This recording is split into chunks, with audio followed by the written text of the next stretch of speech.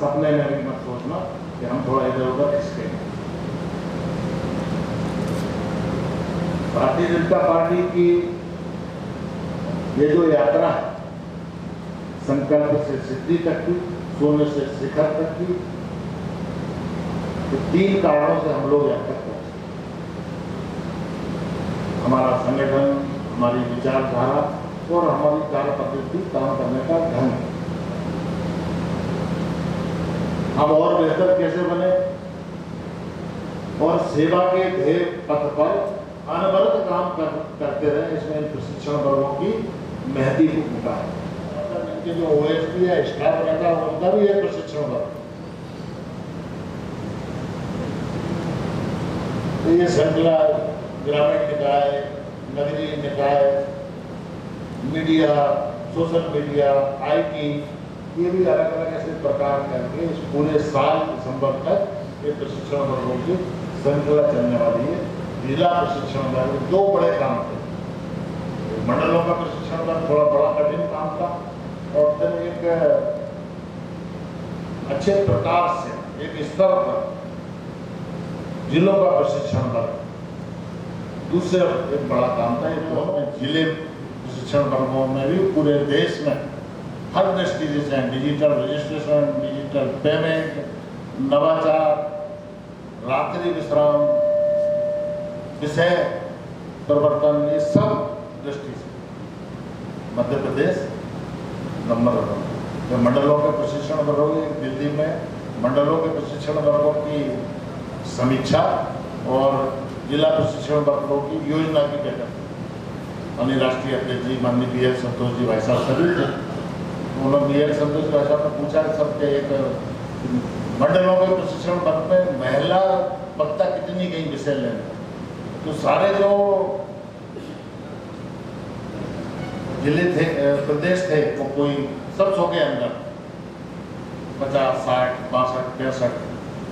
मध्य प्रदेश एकमात्र था 346 बहनें उन मंडलों के प्रशिक्षण वर्ग में थी। उन्होंने कहा नहीं ऐसा कैसे हो सकता है, तो वो तो सूची तैयार थी कौन किस संभाग से कौन सी हमारी नेता गई, किस मंडल में गई और किसे कौन सा लिया।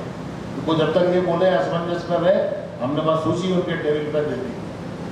मैंने ये नाम नंबर और सब सारे डिटेल्स 346 बहनों इसे लेकर के जाना, मंडलों में जाकर के 1 घंटे पूरा विषय ले रहे, ये कोई छोटी चीज नहीं।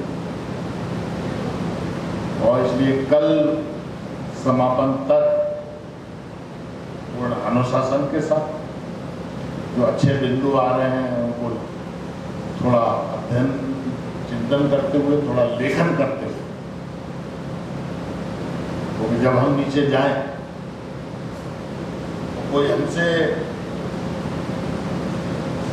कोई प्रश्न करे, हमको कभी विषय लेने का मौका मिले।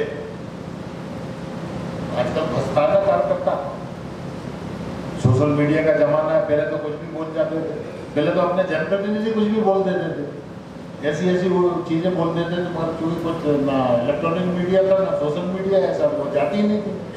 अब तो जैसे तीर नहीं छोड़ते, एक बार गया तो वापस नहीं आता। आप जरा सा भी कुछ बोल गए तो फिर से वो उसमें आ गया, और आप जब तक सोचोगे तब तक तो वो जाने कहाँ चला गया। और इसलिए इस डिजिटल युग में ज्ञान तय करता है कि क्या कहना है, अवसर तय करता है कि कैसे कहना है, दृष्टिकोण तय करता है कि कितना कहना है, और बुद्धि तय करती है कि कहना भी है या नहीं, या केवल चुप रहना। ये प्रशिक्षण वर्गों में हम लोग ये सब चीज सीख करके जाएं। आज का जो विषय वैचारिक अधिष्ठान, हमारे विचारधारा के लोग, हमारी वैचारिक यात्रा में कोई हमारा ये जो विचार है, विचारधारा है, कोई वो हमने उसको कोई गढ़ा नहीं है, कोई अकेला हमारा चिंतन नहीं। हजारों वर्षों से हमारी भारतीय सभ्यता, संस्कृति, इसकी जो अनंत धारा अनवरत बह रही, हमारे पूर्वज, हमारे ऋषि मुनि जो हमको चिंतन दे गए, उसको आज के समय अनुकूल एक संकलन करके पंडित दीनदयाल उपाध्याय जी ने उसका लेखन करा और नाम दिया एकात्म मानववाद। वो एक तरह से एक विचार प्रस्तुत करा, कोई हमारा विचार नहीं है। सन 1925 से राष्ट्रीय स्वयंसेवक संघ उसी विचार पर चल रहा। सारे उनके जो विविध क्षेत्र हैं, चाहे कोई मजदूर क्षेत्र में काम कर रहा हो, विचार एक है। हम राजनीति के क्षेत्र में जनसंघ से भाजपा तक काम कर रहे हैं, विचार एक है। वो ये जो विचार वाला हमारा सिद्धांत अनुष्ठान है, वो आज का विषय है। जब हम दुनिया में देशों की कल्पना करते हैं तो सामान्यतः दुनिया के जितने देश बने वो परिस्थिति जन्य बने। एक भूखंड लोगों ने कब्जा करा, लोग जाकर के बस गए, एक देश घोषित करा और कहीं राजशाही, कहीं सैनिक तानाशाही और कहीं लोकतंत्र से करके उन्होंने एक अपनी राजनीतिक सत्ता स्थापित कर दी। लेकिन हिंदुस्तान ऐसे नहीं बना। भारतवर्ष सृष्टि की कोख से जन्मा और इसलिए दुनिया में एकमात्र देश है हमारा देश, जिसको हमने माँ का दर्जा दिया। हम भारत माता कहते हैं, इसलिए माता का हम वंदन करते हैं। जब विवेकानंद जी अमेरिका से लौटे शिकागो वाली यात्रा के बाद, तो एकदम जब भारत भूमि में उन्होंने पैर रखे तो जमीन को लौटने लगे, धूल थी। तो जो साथ में और उनके शिष्य थे वो चिंतित हो गए कि गुरु स्वामी जी को क्या हो गया, जमीन मिट्टी में क्यों लौट रहे। कहला मेरे ऊपर जो भी कुछ इतने दिन में बाहर रहा, कुछ आया होगा सब दूर, मैं अपनी मातृभूमि में लौट करके सब उसको दूर करना चाहता हूँ, उसमें खो जाना चाहता हूँ। अभी अभी आपने देखा होगा 4-5 दिन पहले एक हमारी बहन हवाई जहाज उड़ा करके पायलट बहन अयोध्या गई, और जब वो विमान लैंड करने के बाद सब नीचे उतर रही थी तो साष्टांग दंडवत करा उस मातृ को, ये और कहीं नहीं। ये दुनिया में ये चीज आपको कहीं देखने के लिए नहीं मिली। और इसलिए केवल हमारी ही संस्कृति, हमारी सभ्यता में सुजलाम सुफलाम शब्द है, ये और कहीं नहीं।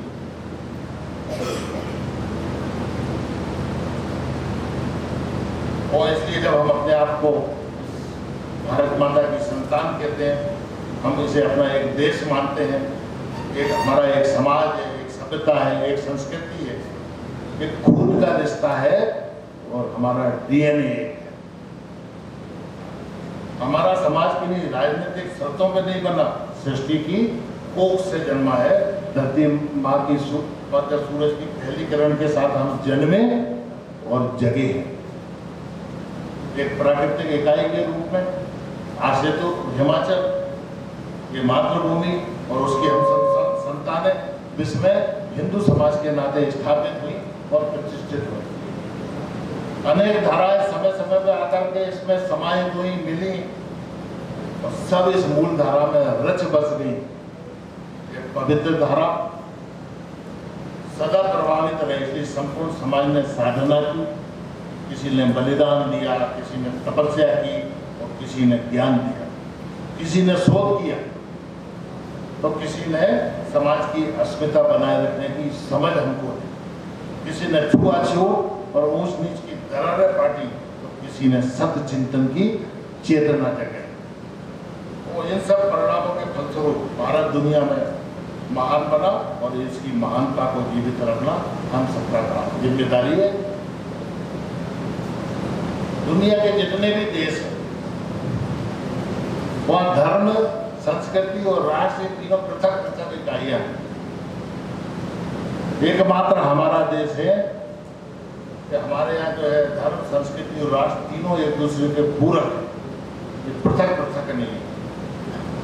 और इसलिए हमारी परंपरा में रचे बसे हमारे उत्सव हमारी देश की आत्मा है और हमारे पवित्र और दिव्य त्योहार हमारी संस्कृति के अस्तित्व का आधार स्तंभ है। सभ्यता यदि दिखाई देने वाला शरीर है तो संस्कृति न दिखाई देने वाली आत्मा है। और इसलिए जब ज्ञान की बात आती है तो अहम रहते ज्ञान सिद्ध ज्ञान है, अहम रहते बोध सिद्ध बोध है, अहम रहते योग सिद्ध योग है, और अहम रहते प्रेम सिद्ध प्रेम है। जब हम मूलभूत किसी संरचना की बात करते हैं, जीवन की किसी यात्रा की बात करते हैं, तो जीवन की यात्रा जो है वो सूक्ष्मता से विराटता, संकुचन से विस्तार, अंधकार से प्रकाश, व्यक्ति से व्यक्तित्व एवं मैं से हम हो जाना है या मैं से हम की यात्रा है। और इसलिए अगर महाभारत एक युद्ध संहिता है तो रामायण एक कर्तव्य संहिता है। सनातन संस्कृति में हर बड़ा त्योहार सौर का उत्सव है। आप कोई सा भी त्योहार उठा करके देख लें, देवी माँ की जो भी पूजा करते हैं सब राक्षसों के वध के वक्त दशहरा मनाते हैं तो रावण के अंत सारे जो उत्सव है सौर के उत्सव है। और समूची सृष्टि की हमारे परिवार का विस्तार है। हम बहुत छोटे स्वरूप के लोग नहीं हैं।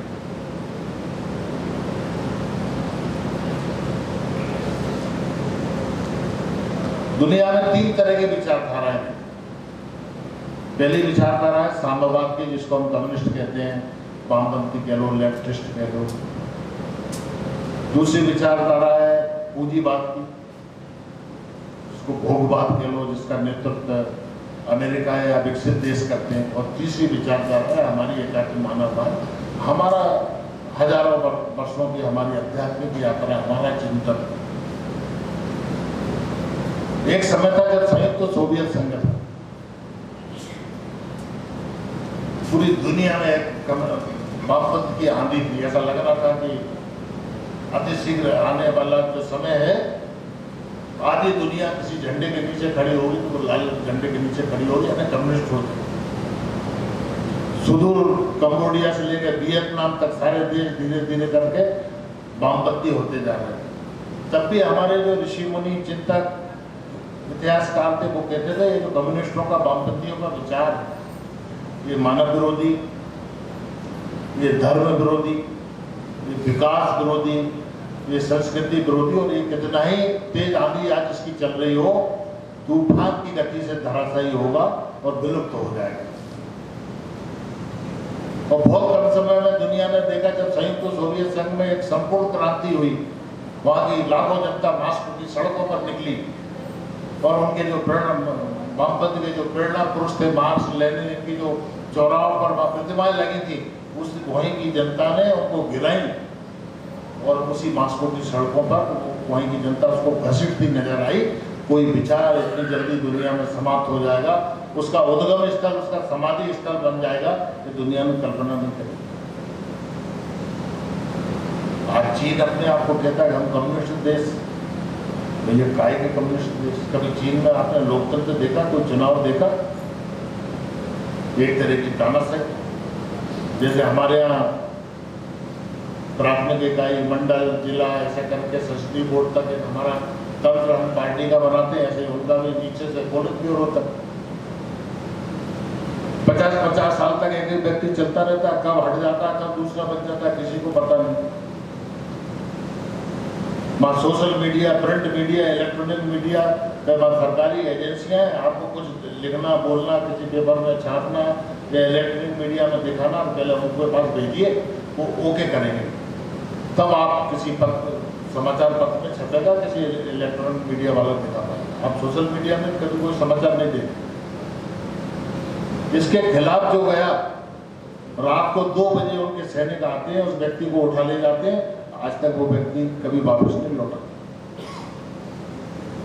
आपको ध्यान हो कोरोना के काल में, चूंकि कोरोना अकेला चाइना का विषय नहीं रहता, दुनिया का विषय हो गया है, एक डॉक्टर ने सोशल मीडिया पर डाल दिया, 2-2.5 महीने तो पता ही नहीं पड़े कहाँ गए, लेकिन जब दुनिया में हाहाकार मचा तो उसको जिंदा रखा, और लेकिन उसके बाद अब पता नहीं है वो है कहाँ। उसके बाद कभी उसकी आपको आवाज सुनाई नहीं दी।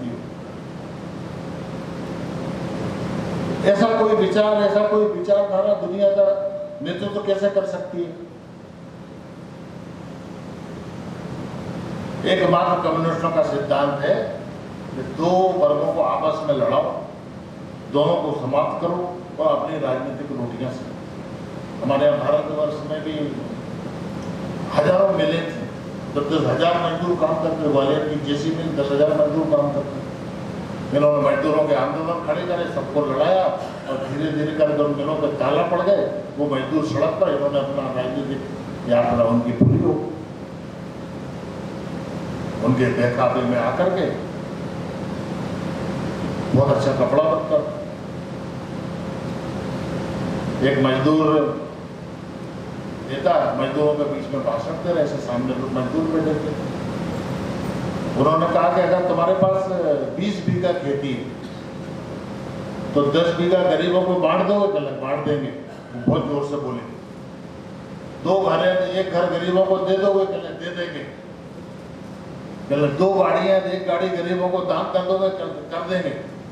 उन्होंने कहा अगर बीड़ी के 2 बंडल हैं तो एक बंडल गरीबों को दे दोगे? तो सब सन्नाटा हो गया। उन्होंने कहा जमीन दे रहे हो, मकान दे रहे हो, गाड़ी दे रहे हो, तो बीड़ी के बंडल में क्या समस्या आ रही? तो उधर से कोई जोर से बोले, साहब ना तो हमारे पास जमीन है, ना हमारे पास मकान है, ना हमारे पास गाड़ी है, ले देंगे बीड़ी के बंडल, ये कैसे दे देंगे? जो नहीं है वो सब दे देंगे। और इसलिए दुनिया में सिमटते चले गए। आपने उनका नारा देखा होगा, चाहे जो मजबूरी हो, हमारी मांगें पूरी। मजदूरों के क्षेत्र में हमारा विचारधारा से पोषित संगठन भारतीय मजदूर संघ काम करता है, तो उसका नारा है कि देश के लिए करेंगे काम, तो काम का लेंगे पूरा दाम।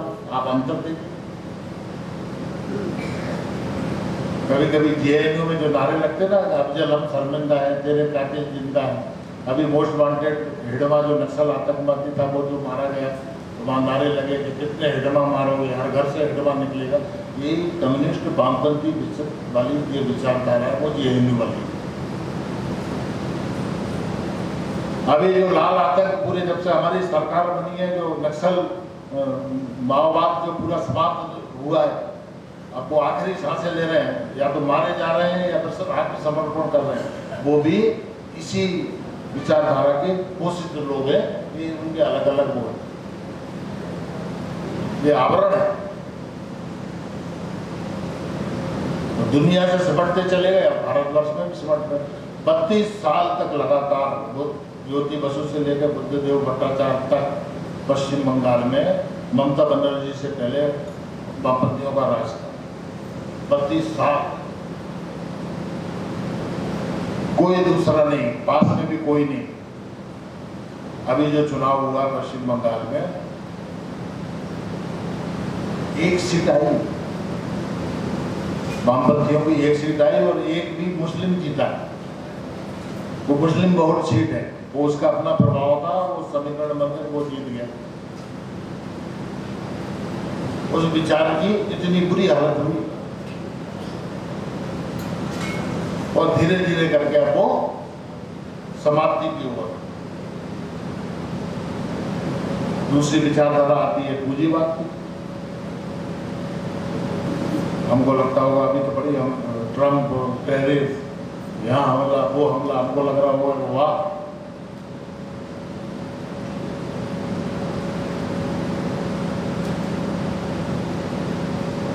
उनका एक ही सिद्धांत है, भोग, मनुष्य, व्यापार। अमेरिका का धर्म है व्यापार। दुनिया को व्यापार बना देना, और हमारी विचारधारा का चिंतन है कि दुनिया को परिवार बनाना।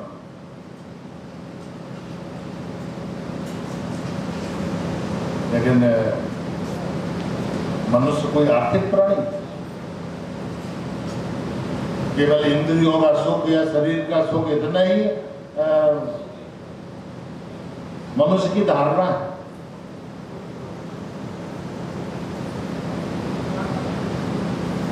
और अगर इतना ही होता तो मान लो आपको कोई व्यक्ति है, दिन भर से उसका उपवास है, व्रत है, बहुत उसकी पसंद की उपवास की चीज बन करके आई, शाम को आकर के रखी है सामने उसके टेबल पे, और इतने में घर से कोई एक दुखद खबर आ गई, वो व्यक्ति खाएगा या हम में से कोई ग्रहण करेगा?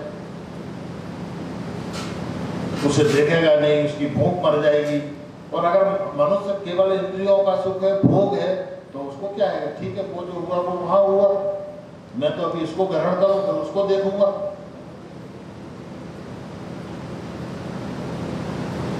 लेकिन हमने कहा था कि मनुष्य भोग का विषय नहीं, वो खाएगा नहीं, उसकी भूख मानी जाएगी, उसका ध्यान वहां रहेगा कि क्या हुआ। उसके मन है तो उसकी बुद्धि भी, हमारे मन में बुद्धि, आत्मा, और फिर हम तो परमात्मा तक का चिंतन करते हैं। कवियों से पाला पड़ा होगा ना, कभी कवियों से,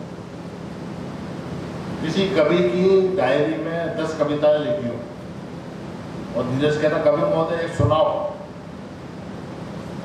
वो सुनाएगा, सुनाने के बाद आप कहना मजा आ गया, वाह कवि, पूरी 10 जब तक नहीं सुना देगा छोड़ेगा नहीं। और 10 सुनाने के बाद जब उसके आप हाव भाव, चेहरों पे खुशी, प्रसन्नता देखोगे, ऐसा लगेगा उसको सब मिल गया। उसको कहते हैं बुद्धि का सुख। आपने न्यूटन का नाम सुना होगा, जिसने गुरुत्वाकर्षण का सिद्धांत दिया। पृथ्वी में गुरुत्वाकर्षण का बल है, कोई चीज आप ऊपर फेंकोगे एक निश्चित ऊंचाई तक, जहाँ तक वो गुरुत्वाकर्षण का बल काम करता है, वो वापस पृथ्वी पर लौटेगा, पृथ्वी अपनी ओर खींच लेगी। लेकिन उसके ऊपर वो बल काम नहीं करता, तो दुनिया के हजारों सैटेलाइट उसके ऊपर चक्कर लगा रहे हैं, वो नीचे नहीं कर रहे, वो अंतरिक्ष में घूम रहे हैं। जब न्यूटन एक सेब फल के बगीचे पेड़ के नीचे आराम कर, जब उन्होंने ये गुरुत्वाकर्षण का सिद्धांत खोजा नहीं था, एक हवा चली, तेज पेड़ हिला और एक सेब फल नीचे गिरा। हमने थोड़े उठाया, चिंतित हुए, उन्होंने क्या यार हवा चली, आंधी आई, पेड़ हिला, फल गिरा, नीचे ही क्यों गिरा, ऊपर क्यों नहीं गया?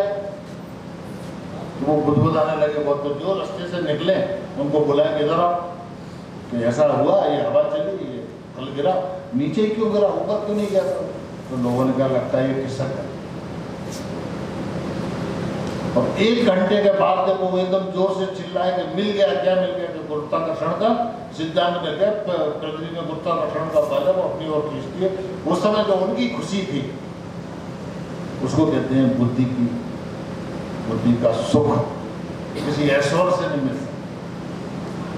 आप कोई किसान खेत में काम कर रहा है, पसीने से लटपट, जब घर पसीना पहुंचता हुआ वापस लौटता है, और घर के पास जो बाहर है आया, वो पोता दौड़ता हुआ आए और दौड़ के पैरों से चिपक जाए, उसको वो उठा करके सीने से लगा ले, वो जो सुख है वो किसी ऐश्वर्य भोग से नहीं मिल सकता, उसको कहते हैं आत्मा का सुख। और हमारे चिंतन में इसके बाद तो परमार्थ की चिंता की गई, इसलिए हमारे यहाँ व्यक्ति, समष्टि, सृष्टि और फिर परमेष्टि तक की चिंतन है, कल्पना।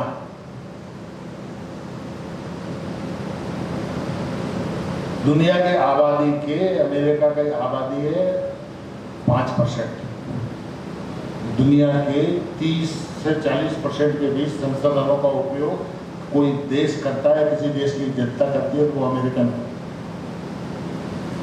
आप सुदूर जंगल में भी कहीं झोपड़ी होगी, छोटी सी दुकान होगी गोली बिस्कुट की, बाकी मिले ना मिले, आप पूछोगे यार पेप्सी है, फट से निकाल के दे देगा। आप लोग पूछोगे कोको कोला है, दे देगा। ये सब अमेरिका, ऐसी सैकड़ों अमेरिकन कंपनी,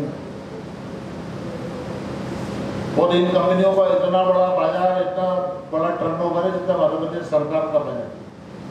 इतना होने के बाद भी सबसे अधिक नींद की गोलियां खा करके किसी देश का नागरिक सोता है, तो वो है अमेरिका। अभी एक रिपोर्ट आई पिछले सप्ताह की, अंतर्राष्ट्रीय रिपोर्ट है कि हर तीसरा अमेरिकन मनोरोगी, ये पढ़ा भी होगा आपने, काफी छपा था।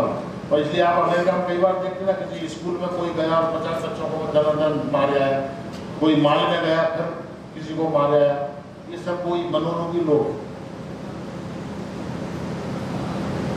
परिवार रचना है नहीं, परिवार का कोई सिस्टम नहीं। जगह जगह बहुत अच्छे करते हैं, ऐसे जैसे ये बना, ऐसे वृद्धाश्रम बने, एक पेमेंट फिक्स है, बच्चों की जो ही शादी हुई एक साल 2 साल बहुत होते हैं, तो वो सबसे पहला काम करते हैं, अपने माता पिता को वहाँ छोड़ जाते हैं, वृद्धाश्रम में सब सुख भोगो, उनका सुख भोग, ये सब सुविधाएं हैं, एकांत में सुख भोगो और हमें भी एकांत में सुख भोगने दो। हम आपसे कल्पना करते हैं कि आपको इसी रिसोर्ट में 5 दिन रख दें, सब सुविधाएं दें, 6वें दिन बीमार हो जाओगे, कहोगे कि जहाँ गाँव है भैया कहीं छोड़ो, चौपाल पे बैठने दो, पेड़ के नीचे बैठने दो, जरा गप्पे मारने दो, जरा पौधे के साथ खेलने दो। और अगर भोगी सुनते फिर वो बेचैन क्यों? और अभी एक नई चीज चली है, कभी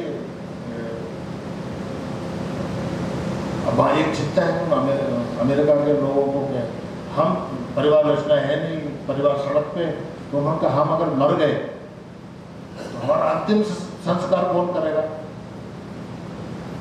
हमारे यहाँ भाई परिवार, उससे बड़ा परिवार मोहल्ले का, उससे बड़ा परिवार गाँव का, तो सब ऐसे रिश्तेदार सब मिलकर बड़ी रचना, तो उन्होंने अंतिम संस्कार कौन करेगा? तो सरकार ने फिर एक व्यवस्था बनाई है, जैसे अपन गैस की बुकिंग नहीं करते एडवांस, ऐसे कब्रों की बुकिंग हो, तो आप अपनी कब्र बुक कराइए, उसका बजट है, आप बजट पूरा अपना वो भरिए, फॉर्मेट भर के उसका जो फीस है उसको भरिए और जमा कर जाइए, जो ही आप भरे उनका सिस्टम आएगा, उसको ले जाएगा और अंतिम संस्कार है।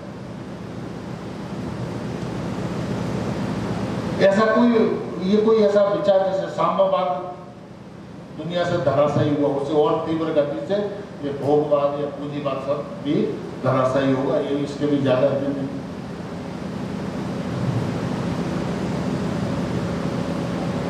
और इसलिए जब हम कहते हैं ना कि इच्छा पात्र भरा जा सकता है, इच्छाओं की गागर सदैव खाली रहती, इच्छाएं पूरी नहीं होती तो क्रोध बढ़ता है, और अगर इच्छाएं पूरी हो तो लोभ बढ़ता है।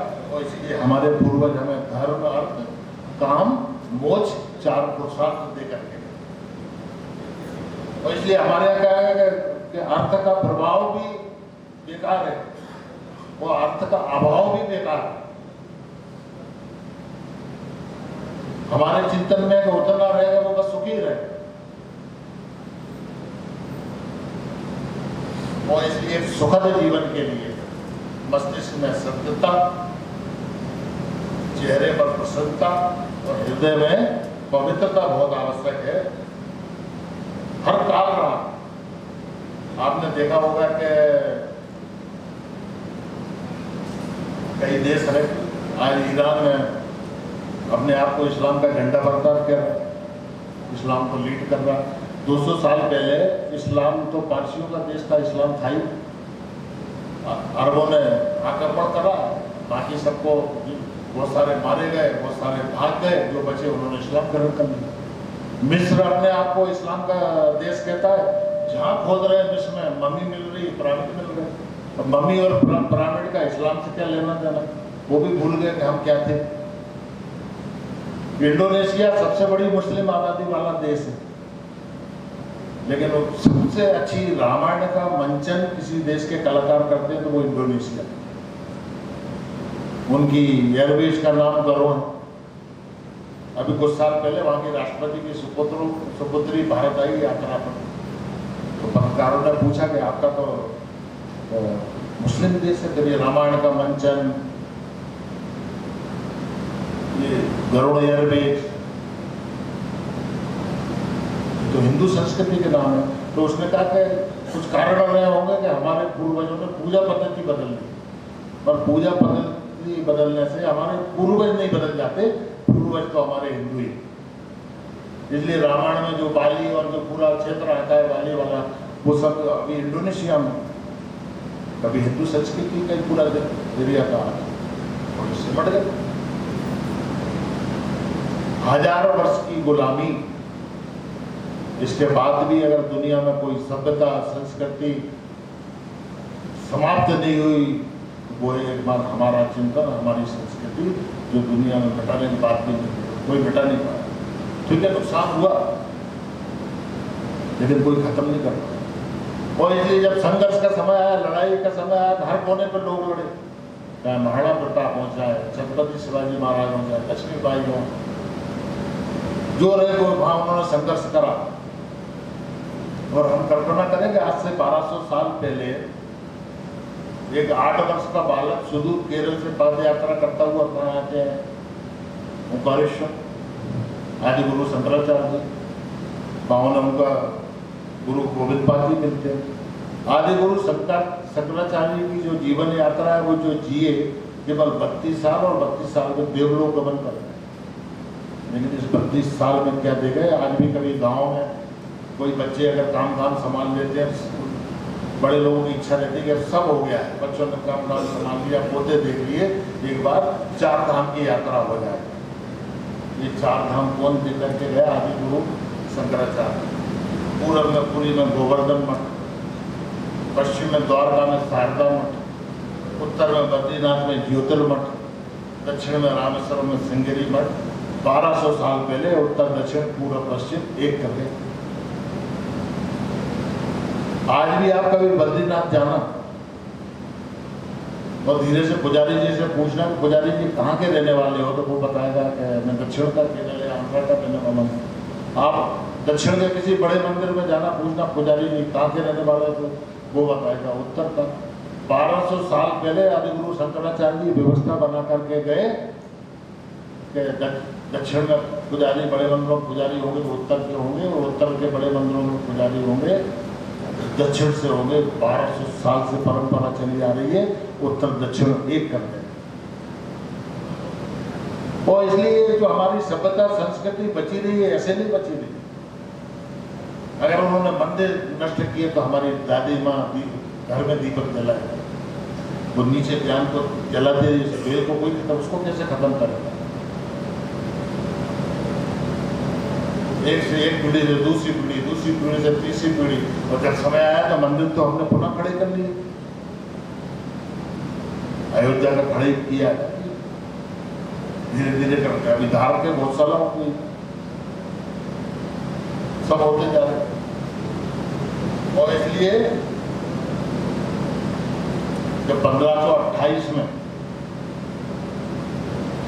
बाबर ने राम मंदिर का विध्वंस करा तो हर पीढ़ी गई है वहाँ, संघर्ष करा, 76 युद्ध हुए, 1,78,000 लोगों ने बलिदान दिया, और हर पीढ़ी बोल करके आए कि रामलला हम आएंगे और मंदिर वहीं बनाएंगे। हमें वो सौभाग्यशाली पीढ़ी है, वो भव्य दिव्य मंदिर देख पा रहे हैं, मत्था टेक पा रहे हैं। और इसलिए अयोध्या एक प्रतीक है भारत राष्ट्र के आहत स्वाभिमान का। अयोध्या एक उदाहरण है मजहबी असुरता के विरुद्ध हमारे प्रतिकार का, और अयोध्या एक संकल्प है अपनी प्राचीन धरोहर से हर कीमत पर जुड़े रहने का और उसे प्राप्त करने का। अरे हमारी सभ्यता संस्कृति तो है जहाँ डाकू ऋषि बने, जहाँ सम्राट भिक्षुक बने, जहाँ चरवाहा सम्राट बना, जहाँ नारियां योद्धा बनी, जहाँ बालक तपस्वी बने, जहाँ वृद्धों ने मृत्यु स्वयं चुनी, जहाँ पशु व वृक्ष भी पूजे गए। अभी बड़ वृक्ष की पूजा अभी 2-4 दिन पहले ही निकली है, जहाँ मृतकों को जल मिला, और जहाँ देवता भी मनुष्य रूप में जन्मे, भगवान श्री कृष्ण और प्रभु श्री राम। ये और कहीं नहीं। जो सामाजिक समरसता का विषय आता, छुआछूत, ये तो हमारी सभ्यता संस्कृति में कभी था ही नहीं। ये तो 1000 वर्षों की जो गुलामी, उन्होंने कहा ये तो नष्ट ही नहीं हो रहे, इनके हम मंदिर तोड़ रहे हैं, इनकी मूर्तियों को तोड़ रहे हैं, पर ये नष्ट नहीं हो रहे, तो कैसे नष्ट करें? तो इनको हटो, इनको लड़ाओ। आप मुझे ये बताओ, बिना माता सबरी के प्रभु श्री राम की कल्पना कर सकते? बिना वाल्मीकि रामायण के बिना रावण की कल्पना कर सकते हैं? और इसलिए ये तो इन लोगों के बोए हुए विस्फोट हैं। जब प्रभु श्री राम माता सबरी के पास वनवास काल में पहुंचे तो माता सबरी ने पूछा कि राम, अगर सीता माता का अपहरण नहीं हुआ था तो मेरी कुटिया में आता? प्रभु श्री राम ने कहा कि हजारों कोस चलकर माता इसलिए आपके पास आया हूँ कि कोई पाखंडी भारत के अस्तित्व पर प्रश्न चिन्ह खड़ा करे। तो इतिहास चिल्ला करके उत्तर दे कि राष्ट्र एवं इसकी संस्कृति को क्षत्रिय राम और भीली माँ ने मिलकर के गढ़ा है, मिलकर बनाया। और इसलिए जब सत्ता पैदल चलकर समाज के अंतिम व्यक्ति तक पहुंचे तभी वो रामराज है। आप मोदी जी के सारी नीतियों को देखना, पद्मश्री का अध्ययन करना, पद्म भूषण का अध्ययन करना, सारी योजनाओं का आप अध्ययन करना, आपको ये सब कुछ चीजें उसमें मिलेगी। छाट छाट के पद्मश्री दी, कहां से लेकर के, जमीन में से लेकर के आए।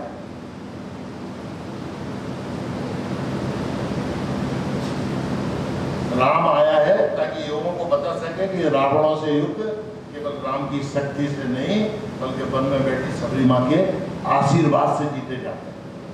और इसलिए परशुराम को 14 वर्ष लग गए एक मर्यादित समाज को स्थापित करने में। वो वनवास नहीं था, एक युग निर्माण और सभ्यता संस्कार का बीजारोपण था। एक दिन संपूर्ण विश्व को ये आदर्श अपनाना होगा, कोई दूसरा मार्ग नहीं। और इसलिए माँ सबरी का धैर्य, माँ सबरी का स्नेह, प्रभु श्री राम की कृपा सब आनंद है, अविरतम है। और इसलिए रामत्व चिंतन में नहीं कर्तव्य में आना चाहिए। निसंदेह हमारे चरण हमें मंदिर तक ले जाते हैं, परंतु हमारा आचरण हमें ईश्वर तक ले जाने वाला बने। एक विराट ईश्वरी सत्ता के अंश होने के नाते हम स्वयं को समझ लें, यही बड़ी बात है। जब जिन वाल्मीकि जी की बात आती, वे वाल्मीकि जिनको त्रेता में शीश झुकाए काल में, वे वाल्मीकि जिनके आंगन में लवकुश को ननिहाल मिला, वे वाल्मीकि जिनके छूने से शोक श्लोक बन जाता हो, और वे वाल्मीकि जिनकी रचना से जगत राम को पाता है, वे वाल्मीकि जिनकी वाणी वेदों सी पावन वाणी है, वे वाल्मीकि जिनकी पावन पुत्री कविता कल्याणी है। अगर वो ना होते तो कौन हम पर राम रतन धन लौटाता, वो ना होते तो भारत के अंतर्मन में राम जैसी पवित्रता व सुचिता ना होती, वो ना होते तो छंद ना होती, कविता ना होती। और इसलिए इन सब चीजों को देखकर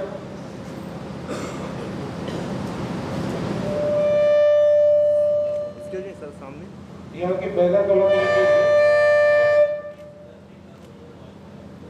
जिले के साथ कोषाध्यक्ष कैसे मैडम नितिन बसाने जी से निवेदन करूंगा। मैं वर्गवीर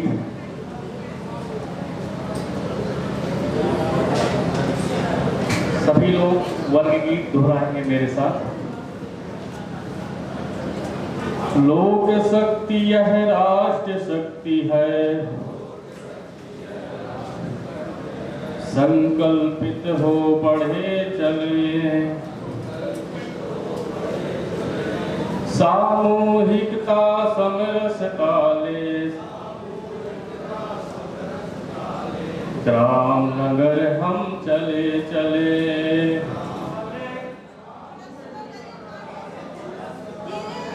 ग्राम नगर हम चले चले, सब मिल आए मिलकर बैठे, सौ का भाव जगाना है, एक दीप से जले दूसरा, जग का तिमिर मिटाना है, राष्ट्र भाव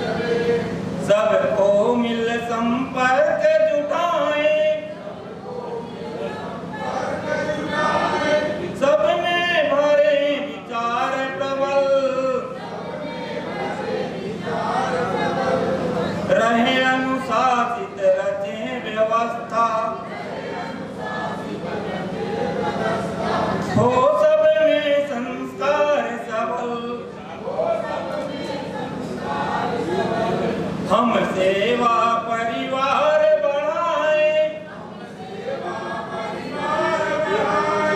ज्ञान दीप ले चले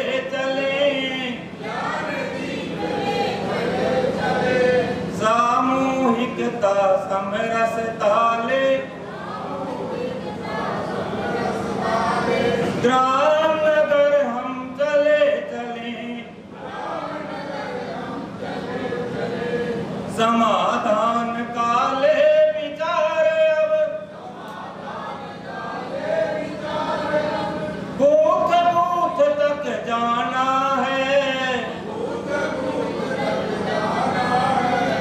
जन जीवन खुशहाल करेंगे, मंत्र ही दोहराना है, इतिहासों से लिए सीख हम,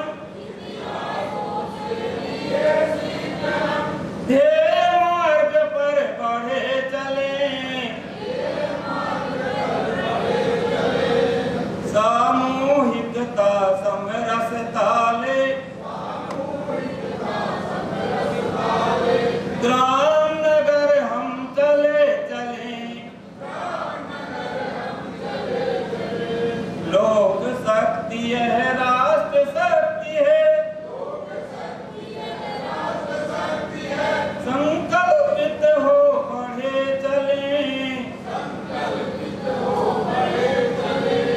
सामूहिकता समरसता ले,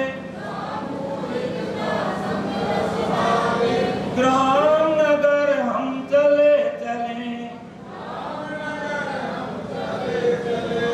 ग्राम नगर हम चले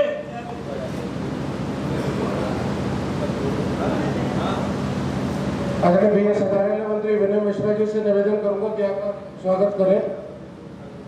हमारे पिपरिया मंडल के अध्यक्ष बरबसपुर शौकीलाल यादव जी आप भी हैं, अनुजा पटेल जी का स्वागत करें।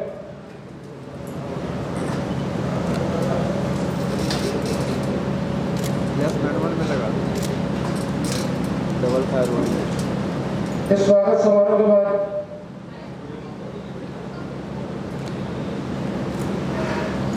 मैं हमारे जिला पंचायत अध्यक्ष अनुजा पटेल जी से निवेदन करूंगा कि आकर आदरणीय संजय भैया का राजनीतिक छात्र के रूप में सक्रिय हुए एवं 1991 में आप जिला युवा कांग्रेस कमेटी के महामंत्री नियुक्त हुए एवं 1996 में जबलपुर ग्रामीण अंचल के महामंत्री नियुक्त हुए। 1996 में जिला कटनी के आप महामंत्री नियुक्त हुए। उसके बाद 2000 से लेकर 2005 तक आप कटनी जिले के जिला पंचायत अध्यक्ष के रूप में पदस्थ हुए एवं उसके बाद 2008 में मध्य प्रदेश कांग्रेस कमेटी के महासचिव एवं अनेकों आंदोलनों का नेतृत्व किया है आपने। सन 2008 में 13वीं विधानसभा सत्र के सदस्य आप निर्वाचित हुए।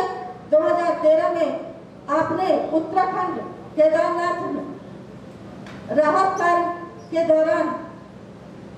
दौरान आपने सैकड़ों लोगों की जान बचाई, जिसके तहत आपको राज्यपाल के द्वारा सम्मानित भी किया गया।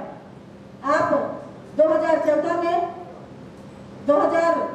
में भारतीय छात्र संसद द्वारा पुणे में भारत के आदर्श युवा विधायक के रूप में भी सम्मानित किए गए। आप 2013 में 14वीं विधानसभा में इंडियन नेशनल कांग्रेस की ओर से पुनः सदस्य निर्वाचित हुए और आपने 31 मार्च 2014 को अपनी सदस्यता से त्यागपत्र दिया। फिर आपने अगस्त 2014 के उपचुनाव भारतीय जनता पार्टी की ओर से पुनः सदस्य निर्वाचित हुए और आप दिनांक 8 दिसंबर 2014 को आप शपथ ग्रहण किए। इन्हीं शब्दों के साथ मैं आपको अगले सत्र 7वां सत्र है, आपको उसके उसके लिए आमंत्रित करती हूँ। आप आए यहाँ पर, उसके लिए बहुत बहुत धन्यवाद।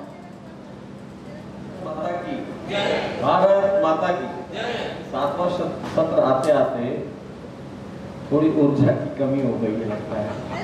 आज प्रथम दिवस है यार, है ना?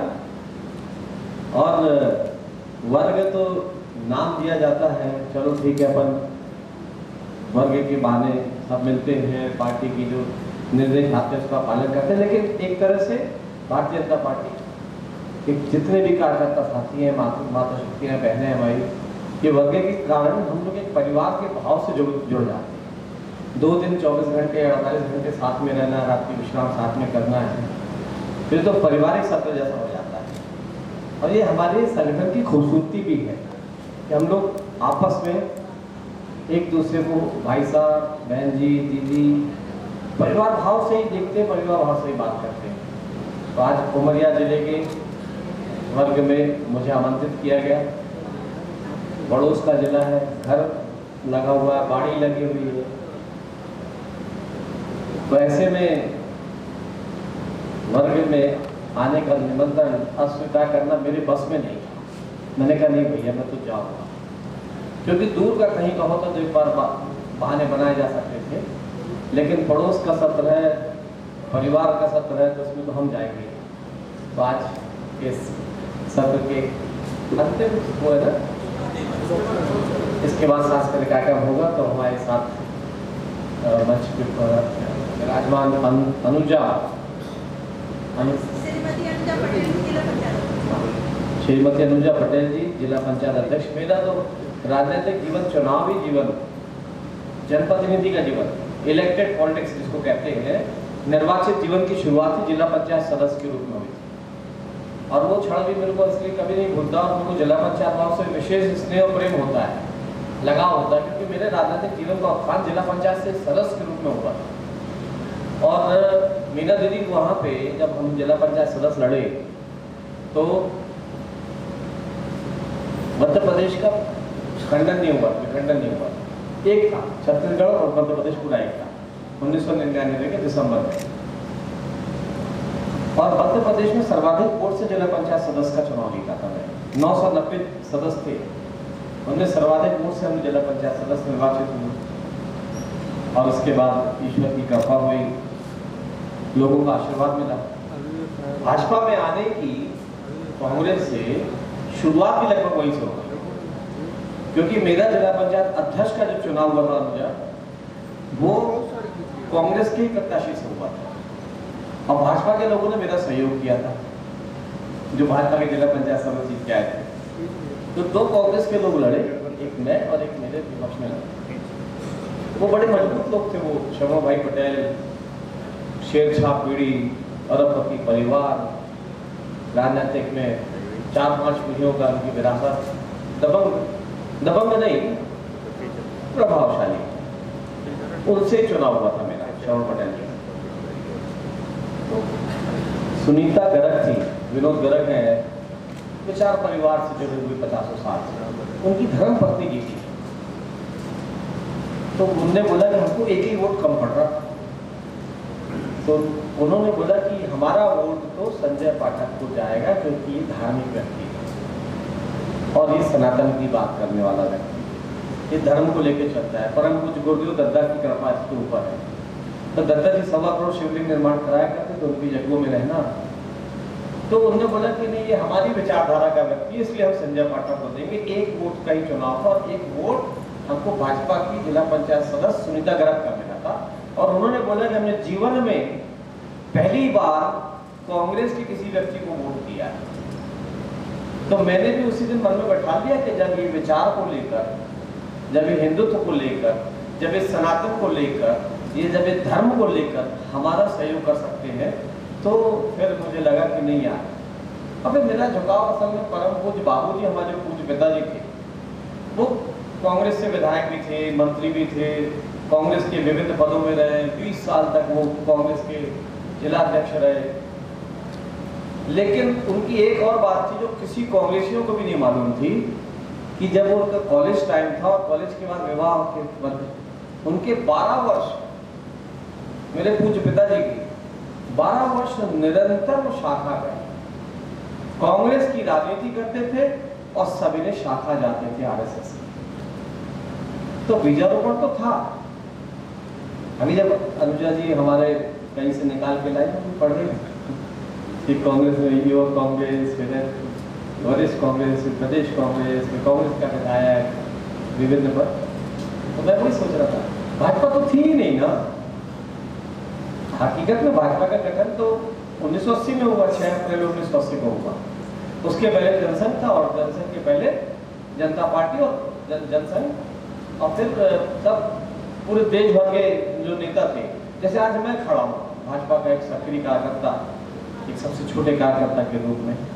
तो भारतीय जनता पार्टी के गठन के समय में तो ऐसे ही हुआ था। विभिन्न राजनीतिक दल छोड़ के लोगों ने भारतीय जनता पार्टी की विचारधारा को स्वीकार किया, विचार परिवार की विचारधारा को स्वीकार किया। ऐसे ही जाके तो फिर गठन होता चला गया, बढ़ता चला गया। तो आज हम आके यहाँ पर खड़े हुए। तो जिला पंचायत चुनाव मेरे जीवन का, कितना भी बड़े पद में बैठ जाऊं, लेकिन मेरे को वो जो हमारा खतौली क्षेत्र है, वहां से जो जिला पंचायत सदस्य का चुनाव जीता था, चुनाव चिन्ह था बैलगाड़ी।